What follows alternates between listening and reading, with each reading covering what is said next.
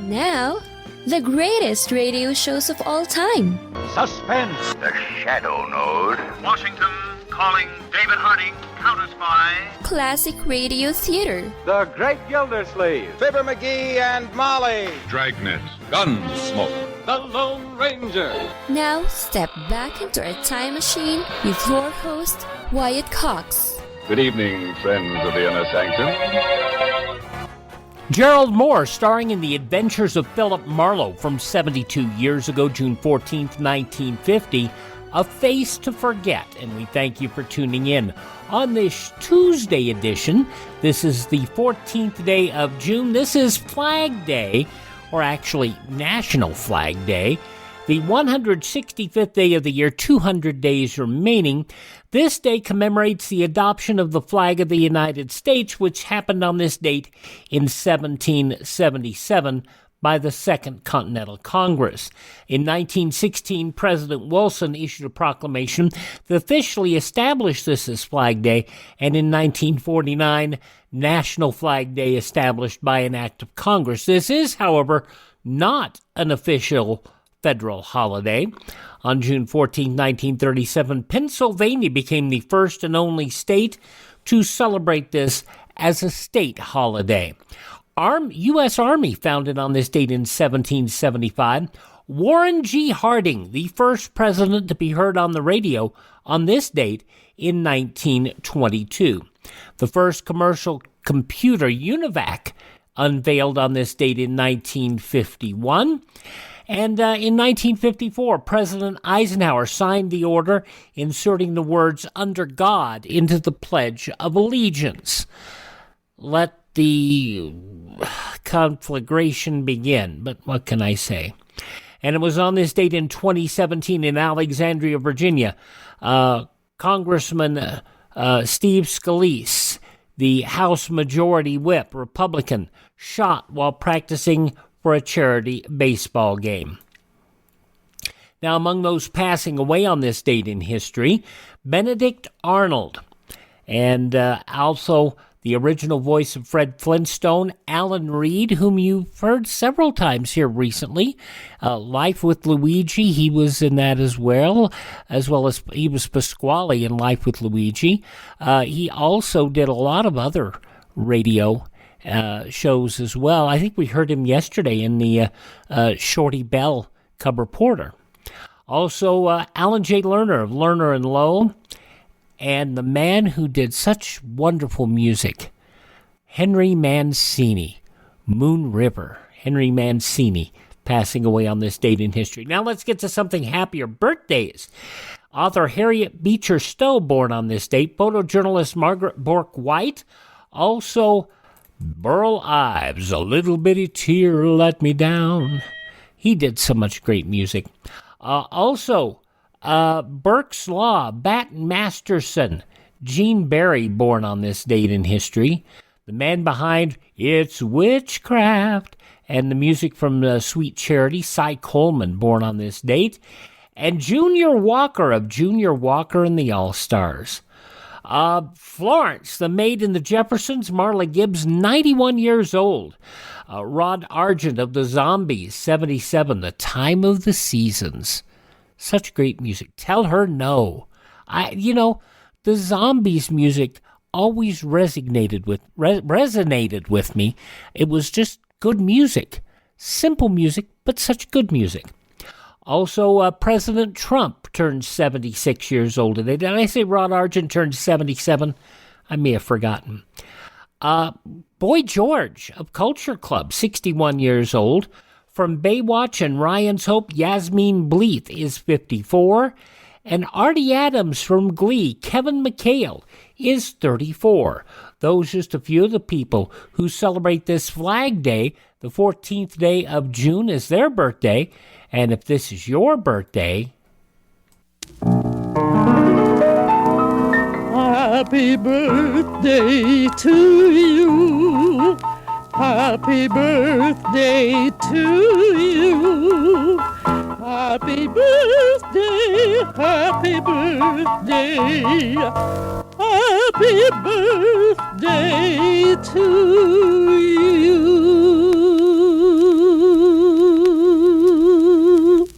And we roll back 72 years to June 14th, 1950. Gerald Mohr in The Adventures of Philip Marlowe. I'm Wyatt Cox. Thank you for tuning in to Classic Radio Theater with Wyatt Cox on your favorite radio station. You ever make a change and then think, why didn't I do this years ago? Well, that's how people feel about switching to Medishare for their health care, especially now with inflation the way it is. People are very happy with the savings. Most families save about $500 a month when they switch. It's a huge help when prices are going up so fast in so many other areas. And Medishare's customer satisfaction rate is double that of health insurance. It's just a different experience, and people really like that. Medishare is an alternative to health insurance. It's a community of Christians who share each other's healthcare bills, and it's been going strong for over 25 years. It really is the gold standard, the most trusted name in healthcare sharing. Find out why people love it, find out why they rave about the customer service, and find out how good it feels to save some money right now. They're super easy to talk to. Here's the number, 833-34-BIBLE. That's 833-34-BIBLE, 833-34-BIBLE. Raymond Chandler's Philip Marlowe character was played by a number of people on the radio, not the least of which is Gerald Mohr, who played Marlowe from 1948 to 1951. Dick Powell played the character in Murder My Sweet in 1945. A summer series starred Van Heflin as Marlowe. On a suspense episode in 1948, it was Robert Montgomery in the Adventures of Sam Spade crossover called The Candy Tooth. Also, Robert Montgomery in a Lux Radio Theater presentation in 1948. And also later on in the BBC in Britain, Ed Bishop as Marlowe. And then a series in 2011 also on the BBC. But this episode, The Adventures of Philip Marlowe, starring Gerald Mohr, would be the last on U.S. radio. Let's go to this episode now. June 14th, 1950, Gerald Mohr, The Adventures of Philip Marlowe, The Face to Forget. Get this and get it straight. Crime is a sucker's road, and those who travel it wind up in the gut of the prison of the grave. There's no other end, but they never learn.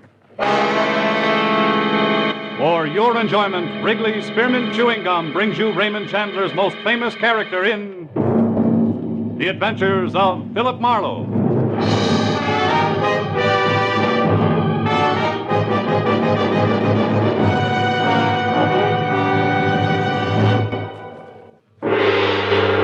Now, with Gerald Mohr starred as Philip Marlowe, we bring you tonight's exciting story, The Face to Forget.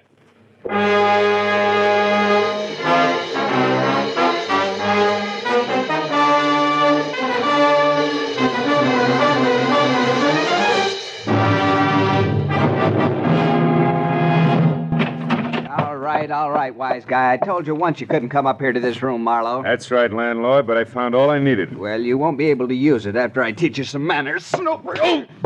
I'll teach you to break into a respectable room and house. Not leading with your right, you won't. Now get up. Come on, get up. Okay. I'll teach you something about cooperation, landlord. All I wanted to do was look this room over, and I was nice about asking. Cut it out. I got my rules. And I got a job to do. I've been looking for Dave Stroud for a solid week, and his trail finally led me here. I got to look out for my roomers' privacy. Sure. Only Dave Stroud checked out of here this afternoon. He's no longer your guest. Anyway, I found enough in here to know Stroud's taking the train tonight for San Francisco. So that winds up my lecture, and I'm happy to say my business with you and your charming establishment. Good night, landlord.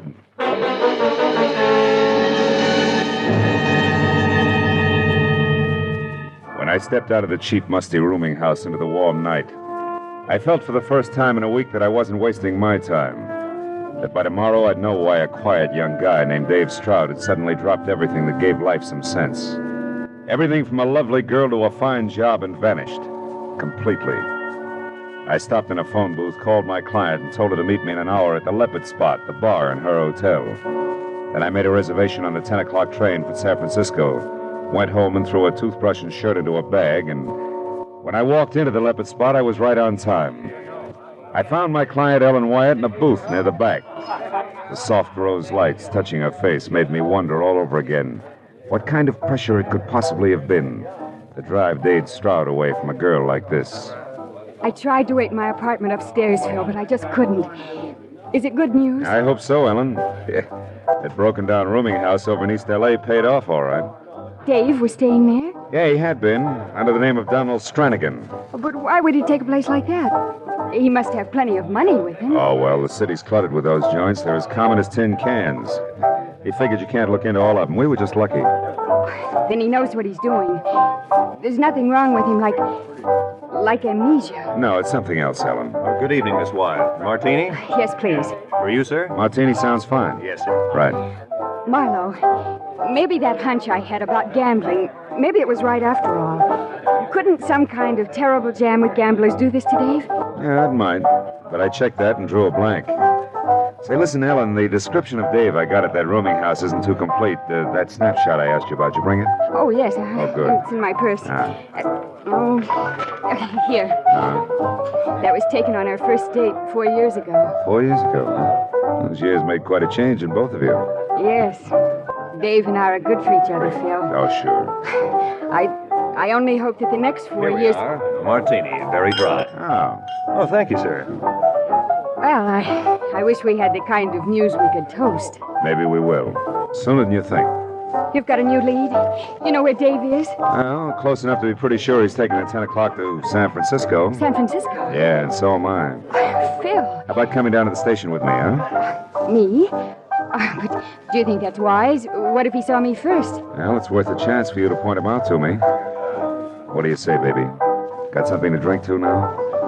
Yes, and I'd better do it fast before I start to bawl. Tears would be awful in a martini.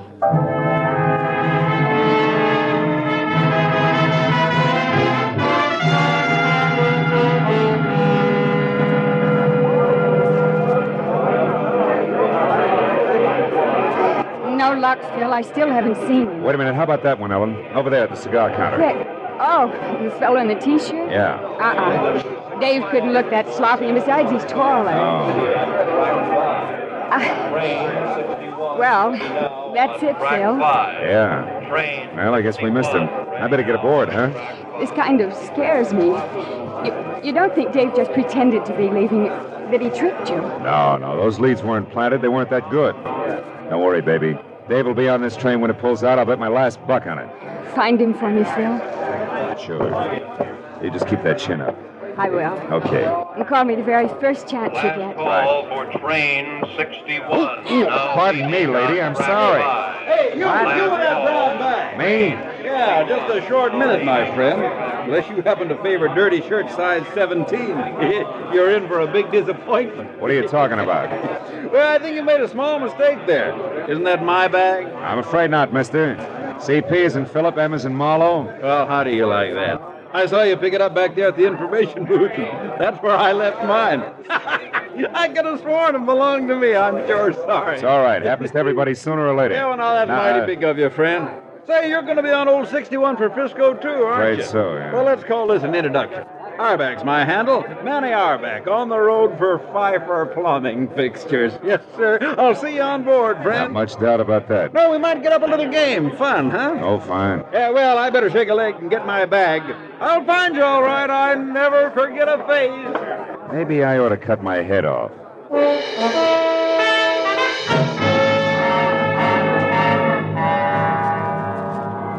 I stopped off in my compartment just long enough to drop my suitcase. And as we pulled out, I moved through the train to the dining car and picked a seat where I could keep an eye on the rest of the tables for Dave Stroud. Who, even if I didn't recognize his face, I knew from his fiancée would handle a knife and fork European style. Be likely to order liver and bacon and drink tea without sugar. And would probably be dressed in wooled tweeds with the shirt collar open. Well, as soon as I sat down, the car began to fill. My table companion, a quiet tab collar type, had his own business and knew how to mind it. Almost 100%. Which he did for the 15 minutes it took him to eat. Well, I don't know why food always tastes better on a train, but it does. Thanks for letting me share the table with you. Oh, not at all. Perhaps I'll see you later in the club car. We might have a nightcap. Yeah, it's a deal. Fine. So long. So long. Aha, so there you are, Marlowe. Fine. Hey, I've been looking high and low for you, my friend. What you doing in here? They serve nothing but food in this car, you know. Say, who's your pal? I don't know. He was here 15 minutes and we didn't get that far. I know exactly what you mean. You do? Yeah, those quiet birds give me the willies, too. You know, friend, I've seen him someplace before, and I never forget a face. You didn't catch his name, huh? He didn't throw it. He didn't throw. Oh. You like that, huh? Yes, sir, you're right on, my friend. Well, it'll come to me. Faces are kind of a hobby with me. I meet a lot of people, but I never forget a... Hey, have you lost somebody in here the way you keep looking around? Yeah, but I think I found him again. Hey, what's up? Where you going? Play follow the lead. I'll see you, Owlback. Hey, Marlowe, come back. You dropped something here.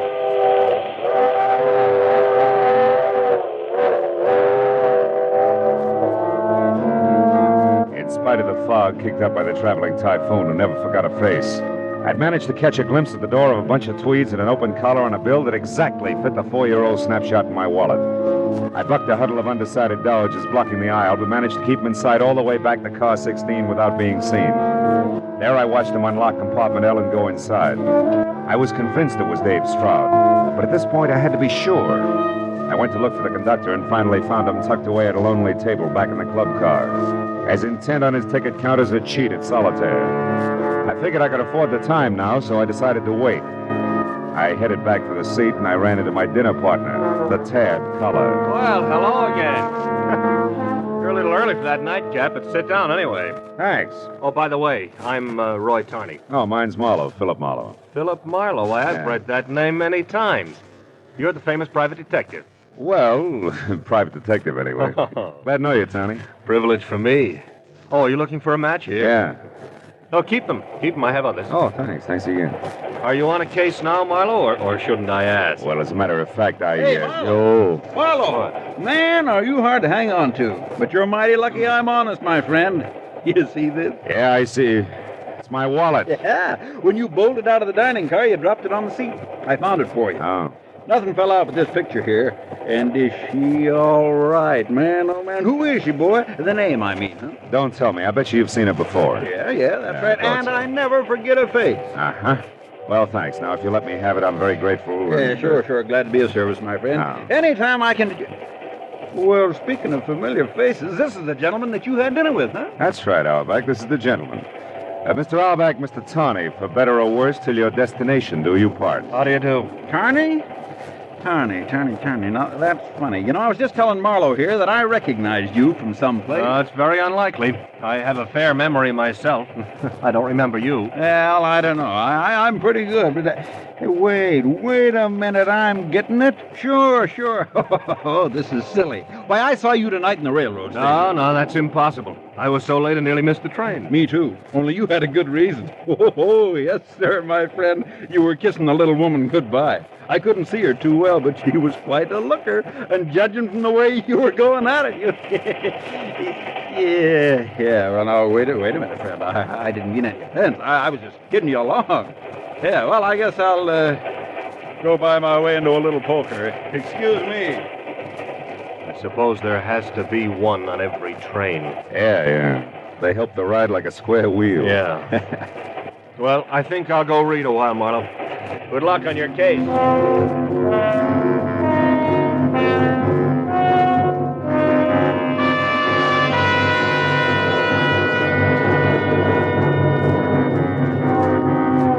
Conductor climbed out of his pile of tickets to stretch. I went over, introduced myself, and asked the $64 question. Car 16, compartment L, huh? Well, let's see. Oh, here it is, Mr. Marlowe. That room's occupied by one Daniel Stacy. Daniel Stacy? Sure. Same initials as Dave Stroud. But we're not carrying any Dave Stroud tonight. Don't bet on that, conductor.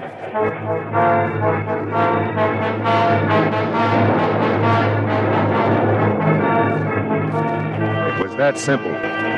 I walked up through the train to car 16, and when I got to the door of compartment L, I'd already decided on how to handle Dave. Convince him that he had to go back to Ellen Wyatt regardless of what had happened to him. Yeah, I had it all figured until I heard it. It had come from inside. The door was unlocked, but the lights were out. When I got them on again, I realized that nothing was simple. Ever. Stretched out on the floor of Dave's room was Manny Auerbach, staring straight up as he rocked with the pitch of the train, the side of his head against the sharp steel corner, his eyes already beginning to glaze. He said he knew I'd remember sometime. Remember what? Why did you come here, Manny? He said I'd remember. Manny! Manny! Well, Marlowe, it's your move again. Let's see you tell this tale on Wyatt. Who's that? What? Ooh! Oh.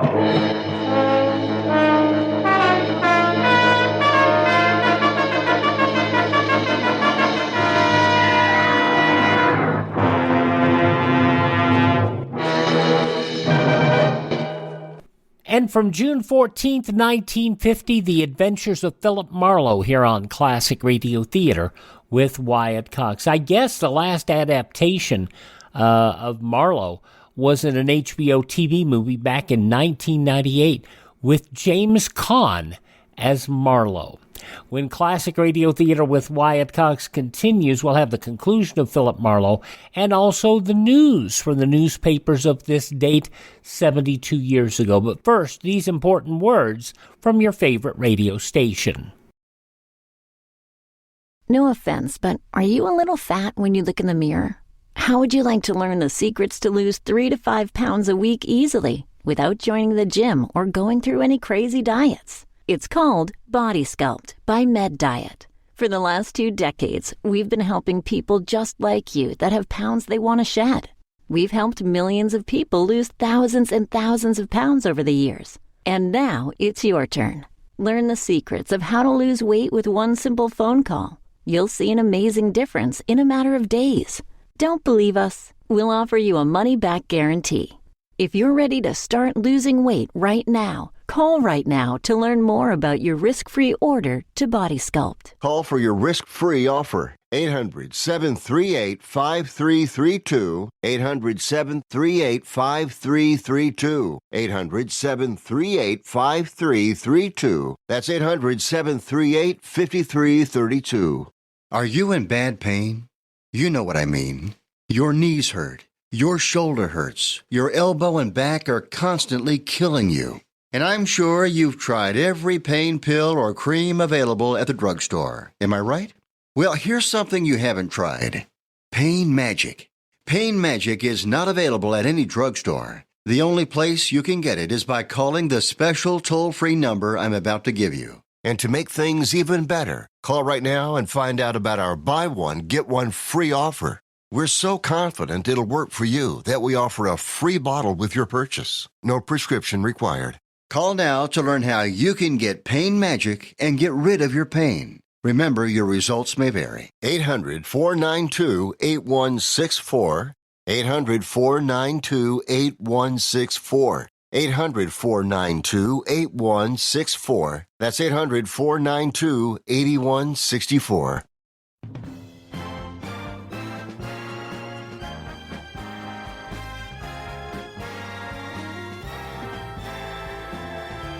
And thank you for tuning in to Classic Radio Theater with Wyatt Cox. On this Tuesday, we're listening to an episode of The Adventures of Philip Marlowe starring Gerald Mohr, A Face to Forget. That's not about Mohr, that's the name of the episode. As it was originally broadcast Wednesday, June 14th, 1950, in the newspapers of that Wednesday 72 years ago, these were some of the headlines. Secretary of State Dean Acheson charged last night that Russia is using its armed might and communist plotting in other countries as a poised bludgeon to intimidate the weak.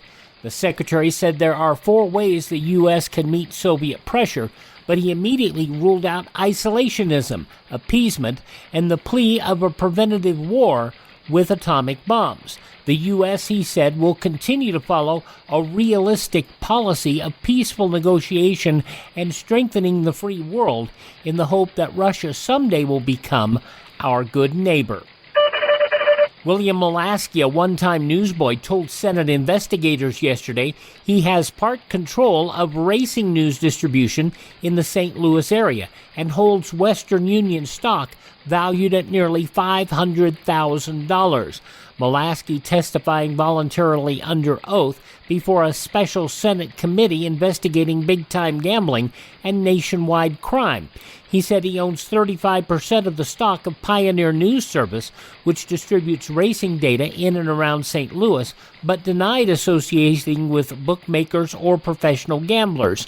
He said his race news business has no connection with his Western Union stock holding. The House yesterday voted a 7-month extensions of federal rent controls, with communities having the power to continue the controls for an additional 5 months. The bill now goes back to the Senate. That body had approved by a 36-28 vote a somewhat similar bill calling for a flat 6-month extension and another 6 months at local option.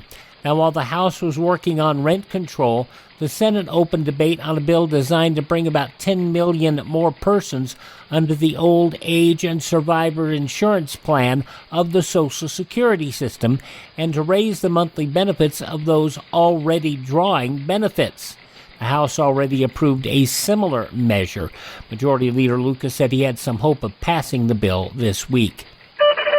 Mao Zedong, Communist China boss, reportedly recently to the party's Central Committee that North China is well in hand, but concedes the South is beset by 400,000 nationalist guerrillas, has a land problem, its industry and commerce are out of gear, and has unemployment and an unstable social order.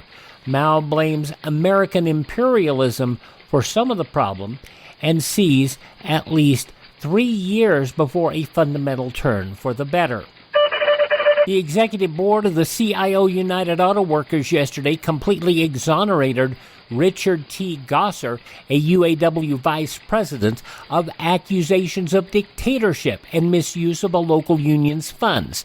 In its findings, the board said the lawsuits over union funds at Toledo were inspired and financed by Paul Block Jr., Toledo monopoly newspaper publisher, who is spreading management drives against the union and its leadership.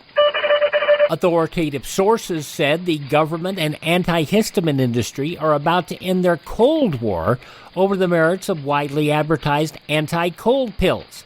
They said a final settlement likely early this week, under which the government will dismiss false claims advertisers provided antihistamine makers will not indulge in extravagant and unproven ads.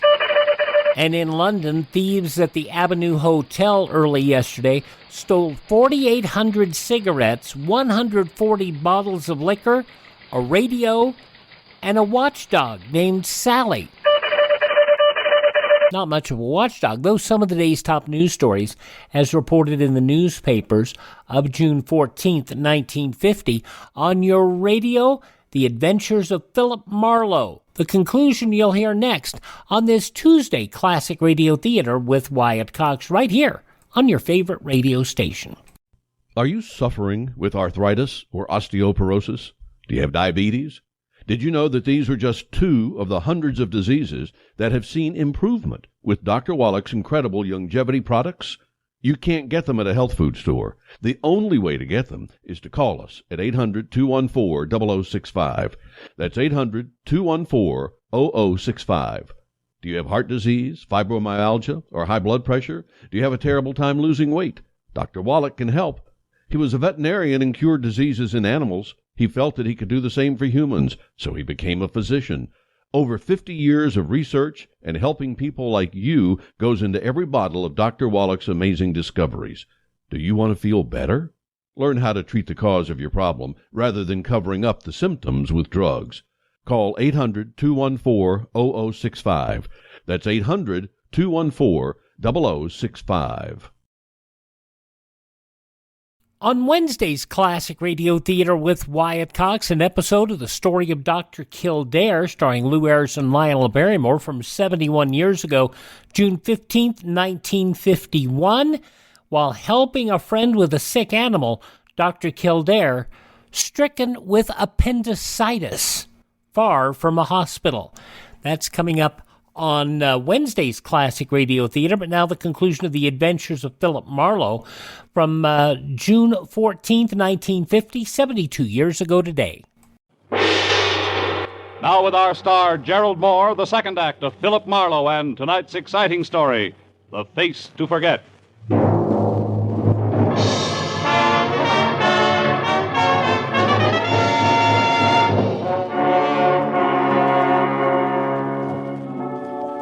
Either it had been the flat of the pistol crashing against the side of my head, or my head crashing against the stone-hard floor of the compartment. Then it turned light into dark and left me with a welt behind one ear the size and shape of a cue ball. I couldn't tell which. But when I had both my eyes open, I knew that it didn't matter. That nothing mattered really, except that I was staring into Manny Auerbach's dead face, while only inches away a pair of feet were moving. Feet that belonged to Dave Stroud, whose suitcase in tow was on his way out.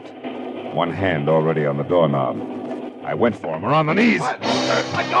Let go, I say! Oh!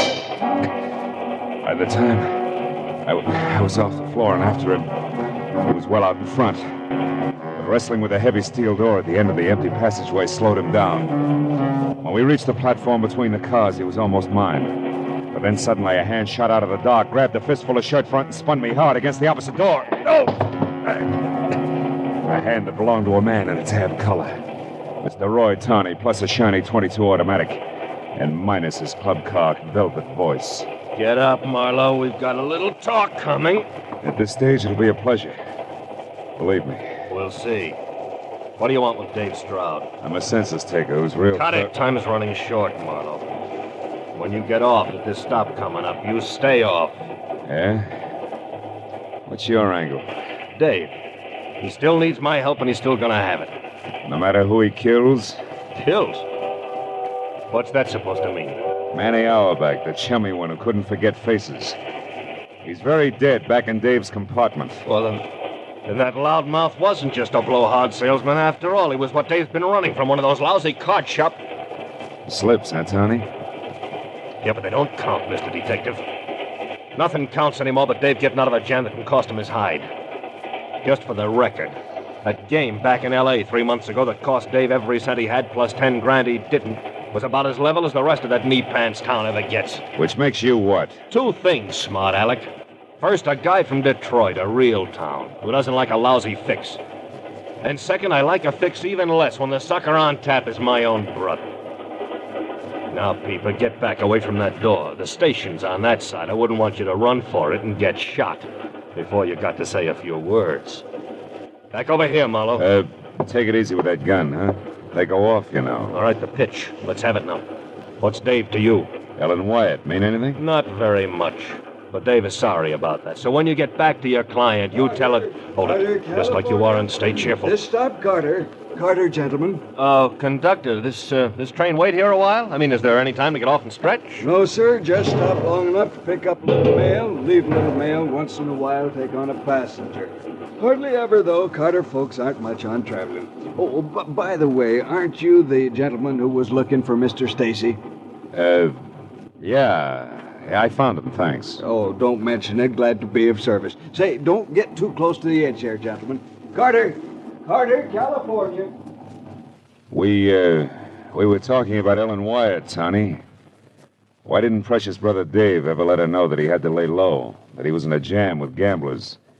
A bunch of roses with card enclosed could have gone a long way, or again, there's the telephone. Oh, button that up, Marlowe. I don't know any of the details.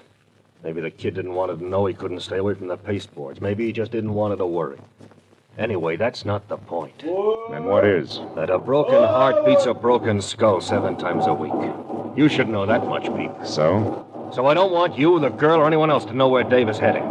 At least not until I get back to L.A. by my lonesome and call a few spades just that. Like they do in Detroit, maybe, huh? Like they do in Detroit, no, maybe. You tell the Wyatt babe I'll look her up then. Now you get over there at the door and you take your choice. Jump or get pushed? Jump, pushed, or shot. Go on, Marlowe. This is where you get off. On, the longer you wait, the harder it's gonna be. Name it. Jump, push, or shot. I couldn't say much for the alternatives. But one look back over my shoulder at the gaping .22 automatic leveled at my head and Tawny's ice-cold gray eyes above made up my mind for me. Jump it had to be!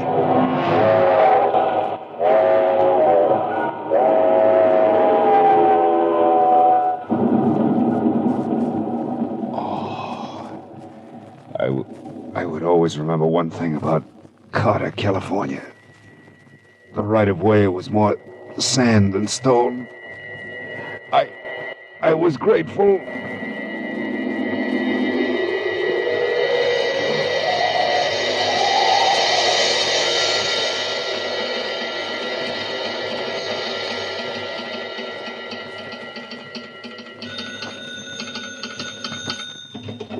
Carter Station, Willis Hensett speaking. The Limited left 10 minutes ago. No package for you, Miss Lillispan. I'm sure, I'm sure. Huh? Me snapping at you? Now listen, Miss Lily. Yeah, the brass of some people.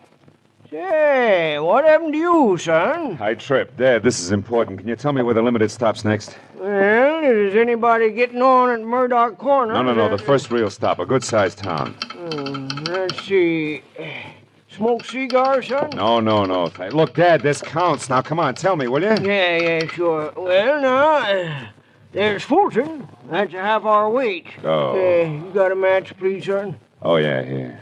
Here's a whole bookkeeping. Now, tell me, how far is Fulton? Oh, 40, maybe 50 miles. Upgrade on the road. How can I get there in a hurry? I gotta catch that train. Well, if you got a car, you can... Where can I rent a car or get a cab? Not a chance, sonny. Oh, excuse me, Jake's calling from Bakersfield. He's expecting a grandchild. Hooray for Jake. Now listen to me, Dad. There's a dead man on the Limited and his killer as well, and I was tossed off a train. Now let's take the business. What? Well, in that case, let's call ahead and get the police. No, I don't want that. Well, why not, son? Because for one thing, the killer may have been justified. Self-defense and the sight of the law will toss him into a lot of panic. It'll only end up in more gunplay. And for another, I have a very personal axe to grind. Getting tossed off the train, huh? Yeah, among other things. Now, will you tell me that coupe out there, is it yours? Yeah, but I can't For let $50 you take my car. You're cash? Cash. Here. Also, here's my credentials. I'm a private detective out of L.A. I'll get your car back to you as soon as possible. I'll pay you another $50 when I do. Now, give me the keys, will you? Quick. Yeah, sure. Okay. Here. It's one in the middle. Thanks, Dad. And don't worry. I'll drive real What's the matter, son? Well, you're staring like you don't feel so good. What is it? Your head, maybe? Yeah, my head, maybe. I ought to have it examined. Sometimes it's real slow coming up with the truth. The truth? What do you mean, son? I mean, I got a big fat hunch, a hunch that may be able to stop a second murder. If I make it to Fulton in time. So long, Dad. Thanks a lot. You've been a great help. My apologies and congratulations to Jake.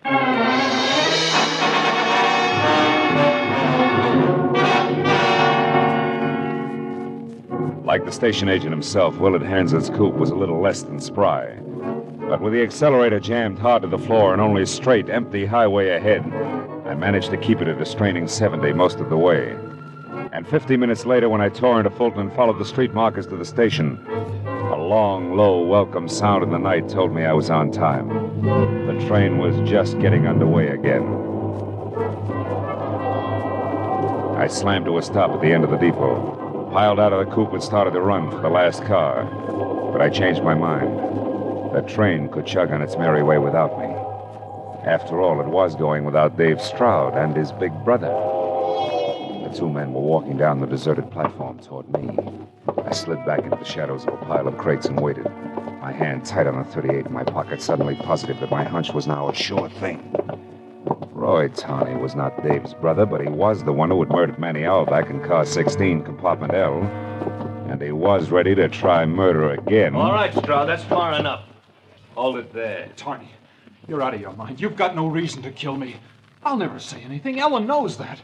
That's why I ran. I could never turn Ellen over to the police. I love her. Oh, yeah, sure, you're nuts about it. You got lots of reasons to be, haven't you? Reasons like Ellen crossing you up for me and a tall stack of dough. Reasons like knowing that we're both responsible for knocking off our ex-boss to come into that dough. Sure, kid, you got lots of reasons to love her. But, Tawney, I tell you I do. I ran away, didn't I? Oh, but of course, Mr. Stroud, of course you ran so that you could wait for a smart time and a smart place to try blackmail. No, that's not it. I ran because I love Ellen. Because whatever she's done has been your fault. Oh, no, kid, you got it all wrong. The lady was the pilot all the way.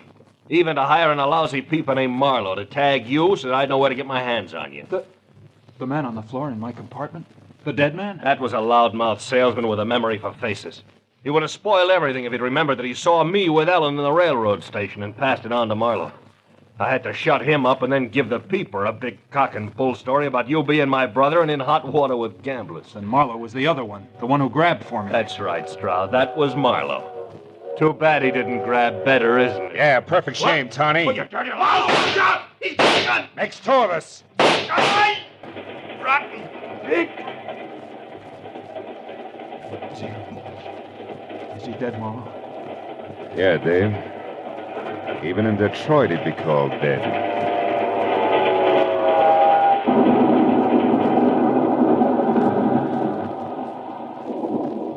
Come on, Dave. We got some telephone calls to make. The police, for one. All right. Marlowe, is all this really true?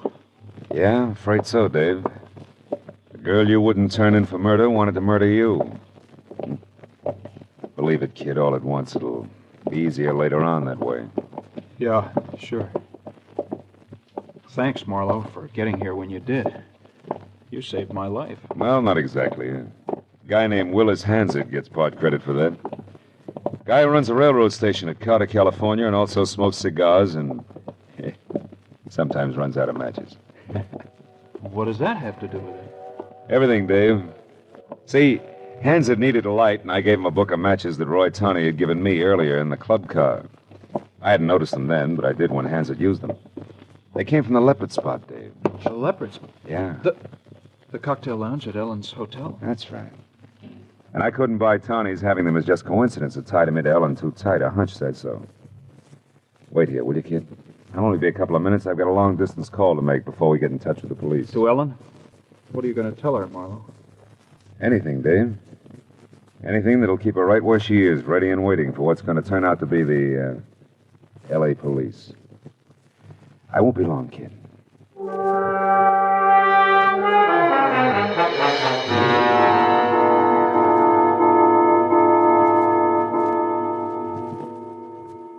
After the telephone call, Dave and I spent a long hour with the Fulton police, explaining why a man named Roy Tawney was lying in their quiet railroad station, face down in a pool of his own blood.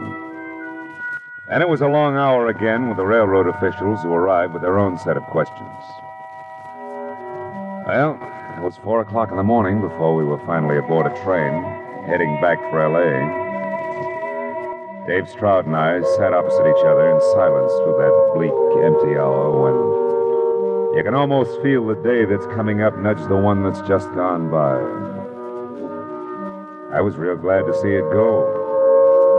I sat there looking at Stroud and wondered if he'd ever heard the lyrics of a song a train whistle always makes me think of. My mammy done told me. When I was in knee pants, my mammy done told me, son, a woman's a two-face, a worrisome thing who'll leave you to sing the blues in the night.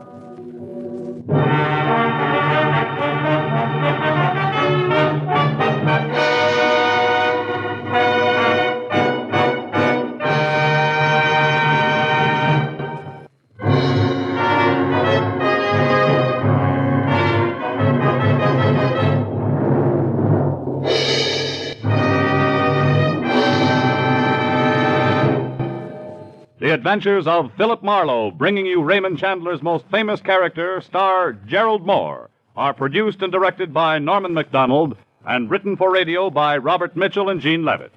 Featured in the cast were Harry Bartell, Sammy Hill, Roy Rowan, Parley Bear, Larry Dobkin, Elliott Reed, and Junius Matthews.